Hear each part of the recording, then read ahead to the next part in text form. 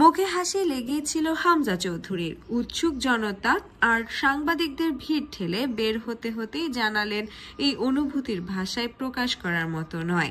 একই সঙ্গে English premier league খেলা ডিফেন্ডার জানিয়েছেন ভারতকে হারিয়ে দিয়েই সামনে এগোবেন। এই ঈদে জামা জুতো অ্যাকসেসরিজের ডিসকাউন্ট।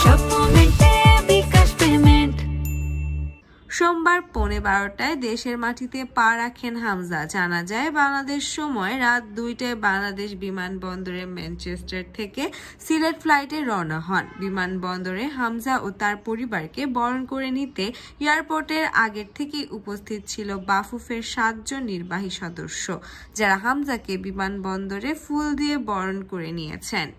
এ সময় বিমানবন্দরে ভিড় করেন সাংবাদিকরা।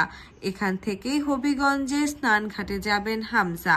দেশের মাটিতে পা রেখে তাৎক্ষণিক এক বক্তব্যে হামজা বলেন, দারুণ লাগছে, আমার হৃদয় পূর্ণ, লম্বা সময় পর ফিরেছি। ভারত ম্যাচ নিয়েও প্রশ্ন শোনেন হামজা। সেই প্রশ্নের উত্তর দেন সিলেটি ভাষায়, ইনশাল্লাহ আমরা উইন করব, বড় স্বপ্ন আছে আমাদের, কোচের সঙ্গে কথা বলবো আর ভারতকে হারিয়ে সামনে এগিয়ে যেতে পারবো। আগামী 25 মার্চ বাংলাদেশের হয়ে এশিয়া কাপ বাছাইয়ের ম্যাচ খেলার কথা রয়েছে হামজার। সব ঠিক থাকলে মঙ্গলবার রাতে হামজা আসবেন ঢাকায়। পরের দিন অফিসিয়াল সংবাদ সম্মেলন। 20 তারিখ দলের সঙ্গে উড়াল দেবেন ভারতে।